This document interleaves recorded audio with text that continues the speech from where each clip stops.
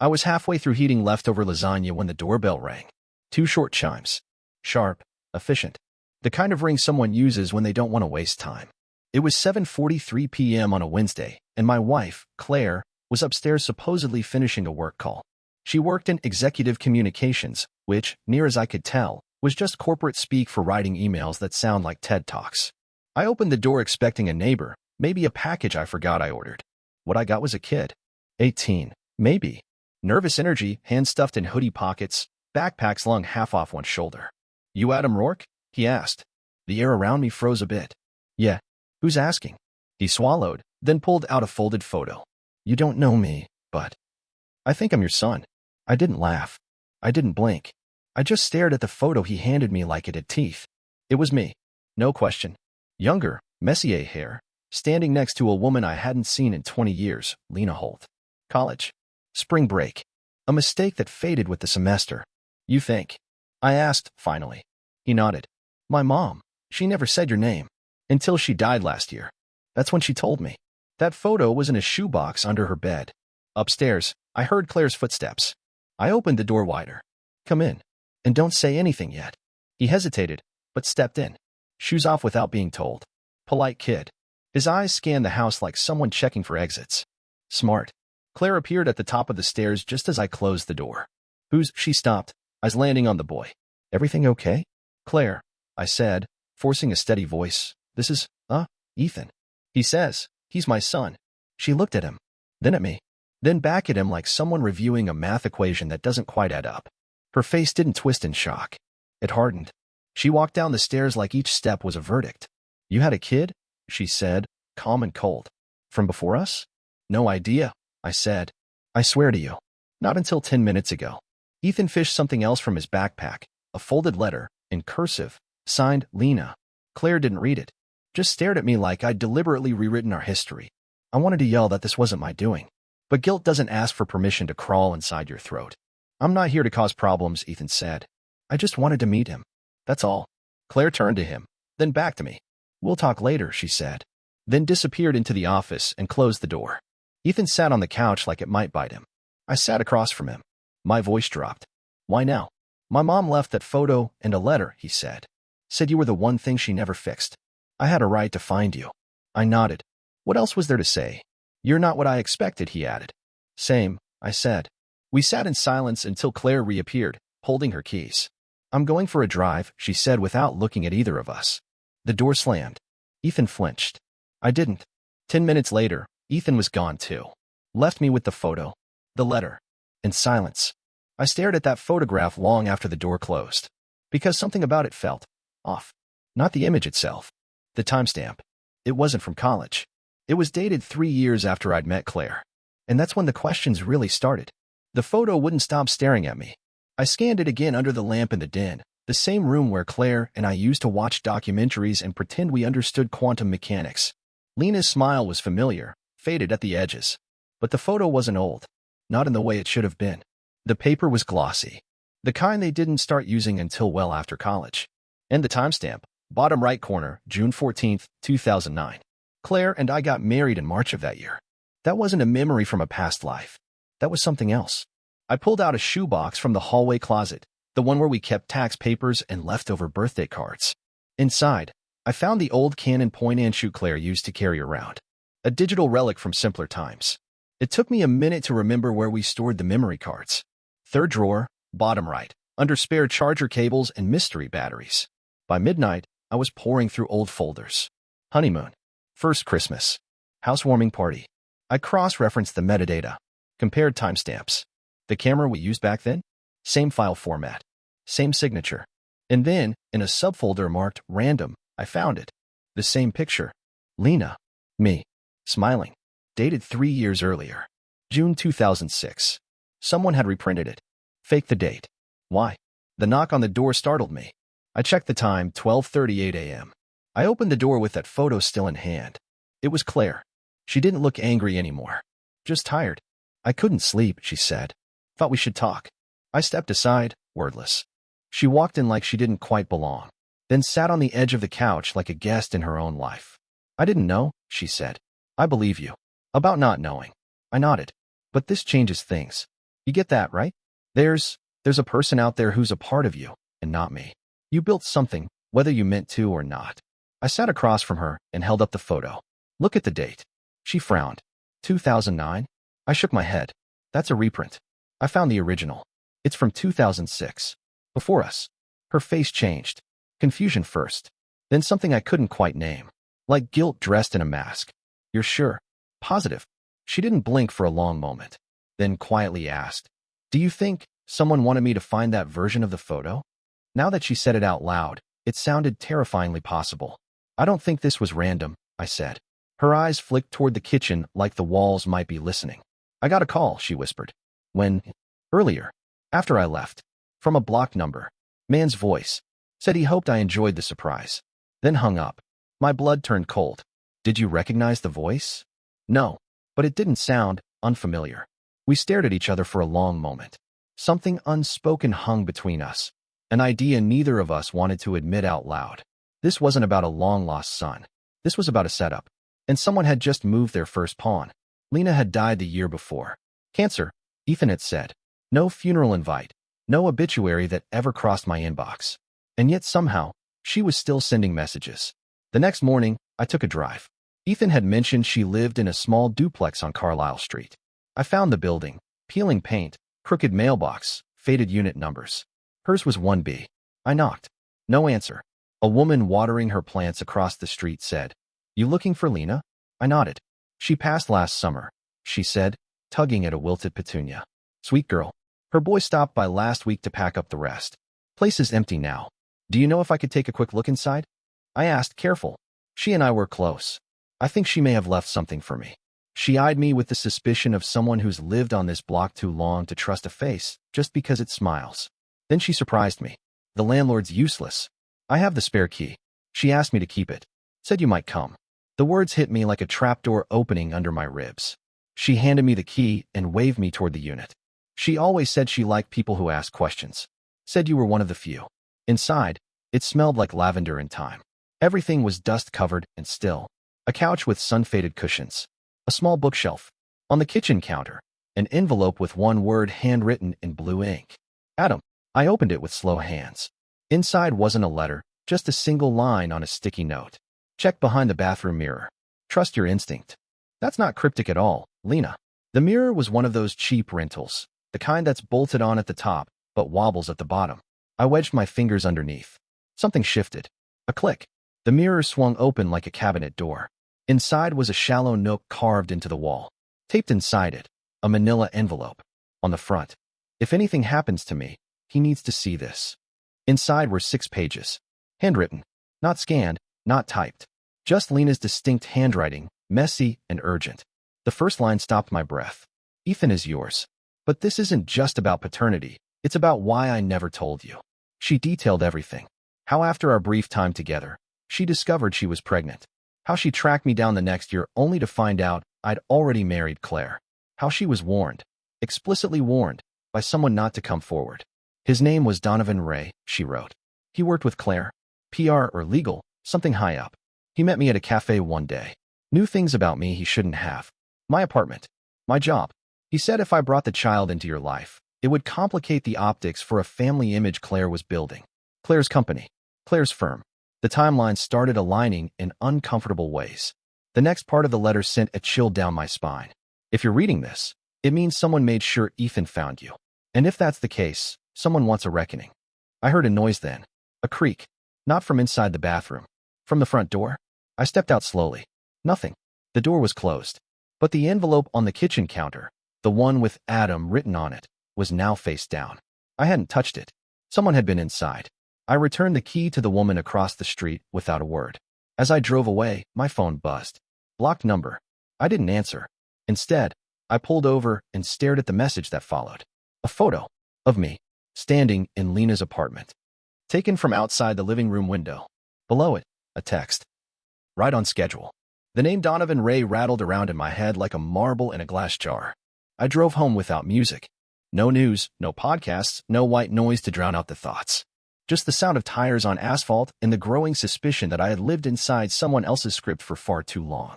Claire was in the kitchen when I walked in. stirring something on the stove like we hadn't stepped off the cliff 3 nights ago. I didn't sit. I didn't take off my coat. Donovan Ray, I said. She didn't turn around, but I saw her posture change. The way her shoulders pulled back, like someone bracing for recoil. What about him? She asked. You tell me. Still facing the stove. He's in legal. Or was. At my old firm. The same firm where you were working in 2007? Finally, she turned. Wooden spoon in hand like a prop she forgot to put down. What is this, Adam? I held up Lena's letter, folded in half. Lena said he threatened her. Told her not to tell me about Ethan. That bringing a child into my life would complicate the optics. That sound familiar?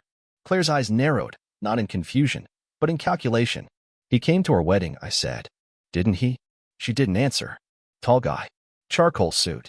Talked too close. Smelled like eucalyptus. Claire exhaled through her nose. You're remembering the Christmas party. That's where I knew him from. Claire placed the spoon on the edge of the pan and leaned against the counter. He was the firm's fixer. Every big agency has one. The guy you call when things get messy, divorce settlements, boardroom scandals, interns who sue. So why was he talking to Lena?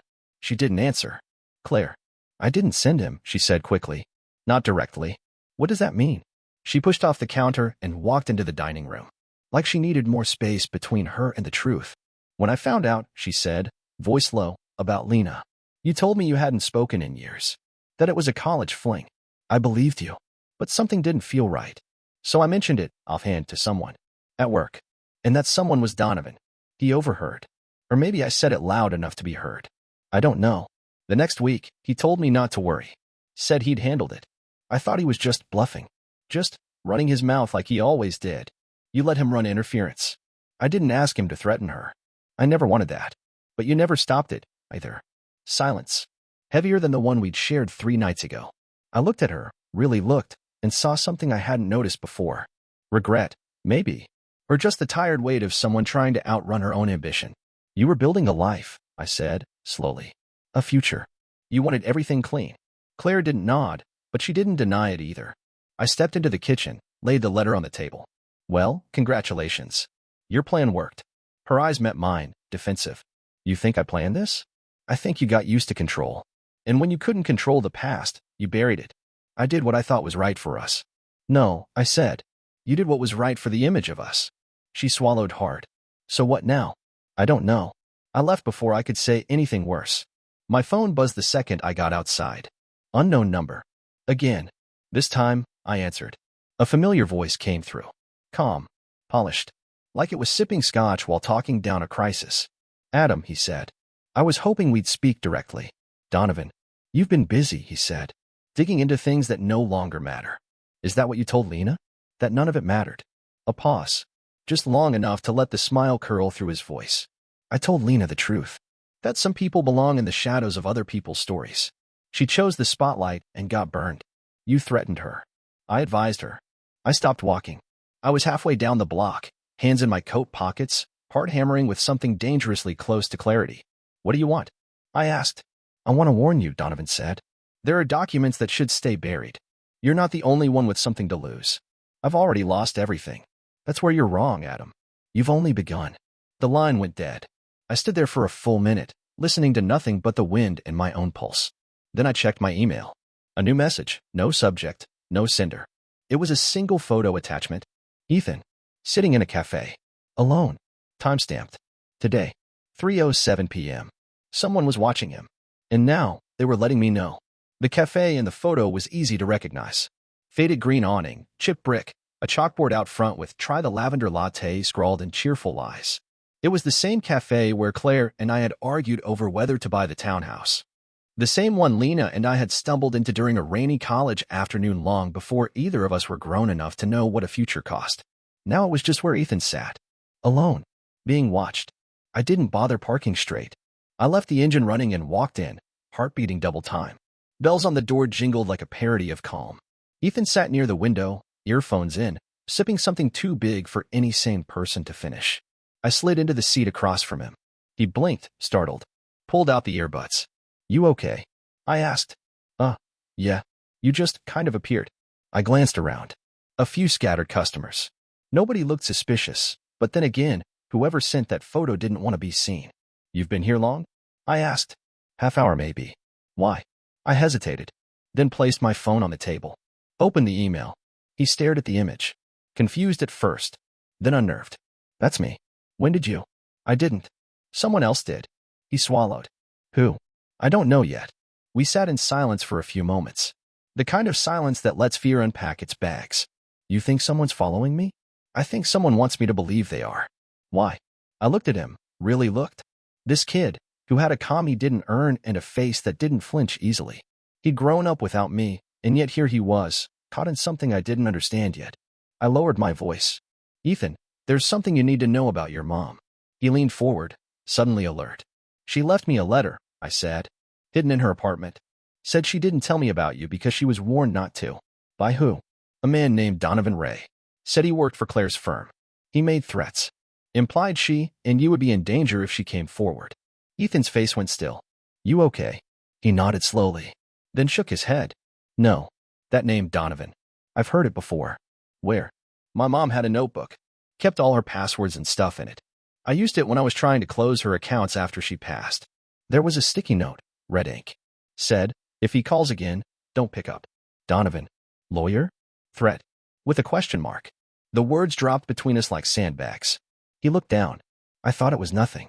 A scam call. She got paranoid sometimes near the end. Ethan, I said carefully, do you believe your mom died of cancer? He blinked. What? She was sick, right? That's what you said. Yeah, pancreatic. She was diagnosed 2 years ago. It was fast. Was there a doctor involved? Hospice? Medical records? He shifted. I wasn't there for most of it. I was at school. She didn't tell me how bad it got. By the time I came back, she was already in hospice care. Who handled the paperwork? The arrangements? Her friend, Marta. They were close. Do you still talk to her? No. She kind of vanished after the funeral. I just figured grief, you know? I sat back, staring at the condensation on my water glass. Something wasn't sitting right. Can you send me her full name? Ethan nodded. You think, what? That my mom didn't die naturally? I think, if someone was willing to threaten her, and is now watching you, nothing is off the table. We both sat there in the quiet churn of possibility. Ethan looked up again. There's something else. What? The man who gave me the photo, the one that brought me to your house, he wasn't a stranger. My spine went rigid. You said you found it in a box. I lied. I didn't know if you'd still talk to me if I told you someone else was involved. I leaned in. Who gave it to you? I don't know his name. He met me in the lobby of my dorm. Said he was a friend of my mom's. Gave me the envelope and said, it's time you found him. Then he walked out. No phone. No email. Nothing. My fingers tightened around my coffee cup. Describe him. Tall. Gray at the temples. Wore a blue jacket. Talked like everything he said was a favor. That sounded a lot like Donovan. You should have told me this earlier, I said, trying to keep calm. I didn't know who to trust. You still don't? A waitress passed our table, refilled the water, smiled like nothing in the world was burning. When she left, I slid my phone across to Ethan. I want you to stay with someone I trust. Just for a few days. Are we in danger? I don't know yet, I said, but I'd rather not wait to find out. Outside the window, across the street, a black sedan idled. Lights off. Windows tinted. Same one I'd seen in the rearview twice since yesterday. I stood. We're leaving. Now. As we walked out, the sedan pulled away slowly. No screeching tires, no cinematic chase. Just a whisper saying, we're always a few steps ahead. Hospice records don't lie, but they can disappear. It took me 2 days and 3 fake names to get someone to send Lena Holt's discharge summary. When it arrived, the first thing I noticed was what wasn't there. No attending physician. No digital signature. No timestamp for her final vitals. And then the kicker, discharge type, voluntary. Voluntary? She was supposed to be terminal. I called the number listed on the paperwork, posing as a relative needing clarification. A nurse hesitated, then said, Ms. Holt was transferred to a private care home. Special request from a legal proxy. I froze. Who signed as her proxy? One moment. Shuffling. Then, it says, Donovan Ray. My stomach turned. I hung up without saying goodbye. I drove straight to Claire's office. She wasn't at her desk. But I wasn't there for Claire. I walked to the HR department like I still belonged in that world. 5 minutes of charming small talk later, I had what I needed. Donovan Ray hadn't been employed at the firm in 5 years. Fired. Quietly. The reason? Unethical third-party interference on behalf of a senior partner. I didn't need them to name her. I already knew who the senior partner was. Claire had weaponized him before. But this wasn't just cleanup. This was orchestration. And Lena? She may never have died at all. I went back to the hospice building, pretending to be an inspector. Clipboard, badge, the whole act. The staff was stretched thin. No one questioned me. Room 114. The last place Lena had supposedly been seen. It was empty. Not just unoccupied, sterile. As if no one had ever been there at all. But I found something. Tucked behind a loose baseboard. A post-it note. Yellowed, folded. My name was on it. Written in Lena's messy print. If you're reading this, he lied about my death. Below it, one name, Calder House. And a date. July 8th. The day after her official death. Calder House was a private care facility outside the city. High security. No public visitors. I called their main line. Yes, Lena Holt was here. She stayed for 2 months. She's dead, I said. A pause. No, sir. She was discharged mid-September. She left with family. What family? But the line had already gone dead. That night, I got a voicemail from an unknown number. It was Lena's voice. I don't know who you trust, Adam. But if you're still following breadcrumbs, be careful. They don't just want me gone. They want you broken. Then static. Then silence. I confronted Claire in the kitchen. No preamble. She's alive. Claire didn't ask who. I held up the post-it. You used Donovan to disappear her. Why? She wouldn't go away, Claire said. Her voice was ice. She kept writing. Kept threatening to make things right. I did what I had to. She's Ethan's mother. And you're his father. Doesn't change the fact that she wanted to blow everything up. Our life. Our image. So you staged a death? No. I paid for a disappearance. And what happens to me? She didn't answer. That silence was louder than anything she could have said. Where is Donovan now? Off the grid. But he won't stay quiet forever. I took a step closer. Who's paying him now? Claire blinked. Just once. Not me. Then who? Ethan and I checked into a motel off Highway 9. Low profile. No cameras. That night, he handed me something he hadn't shown before. Another letter from Lena. Dated 2 weeks ago. Mailed from a P.O. box in Missouri. I don't know how long I can hide. But I've left the real truth with someone you'll remember. Marta. The missing friend. I tracked her to a dusty address 2 hours out. She was older now. Guarded. I told her I wasn't here to fix anything. Just to understand. She let me in. I took Lena in when she ran. She wasn't dying, Adam. But she was terrified. Said someone from Claire's firm had been following her for months. Said Donovan offered her a clean exit. She took it because she thought it would keep Ethan safe. Why reach out now? Because she found something. Marta handed me a flash drive. Lena found proof. Real, legal proof. Financial records. Payoffs. Altered documents. Someone doctored your marriage certificate, Adam. It was signed 2 days after Ethan was born. My blood ran cold. What are you saying? She was never just scared of Claire. She was scared of how long Claire had been rewriting your life. I didn't go to the police. I didn't storm into Claire's office. I did something better. I left a box at her desk. No note. Inside, the photo of Lena and me. Both versions. The real timestamp highlighted. Lena's letter to Ethan. The flash drive. And a handwritten message. The story you wrote is being redrafted. Then I made a few calls. One to an old journalism student I mentored. Another to a former colleague in financial forensics. The third to Claire's board of directors. The fire wouldn't start with me, but it would end with her. 2 weeks later, Claire resigned from her firm. 3 weeks later, Donovan Ray's name surfaced in a whistleblower report tied to fraudulent death certificates and corporate coercion. Lena moved again. This time, with help. I didn't go with her. We weren't those people anymore. But I stayed in touch. Ethan, for the first time in his life, had both of us. And Claire? She never reached out. Not to apologize. Not to fight. Not even to ask why. But I know she figured it out, eventually. That I never wanted revenge. I just wanted the truth to echo louder than her silence. And now it does.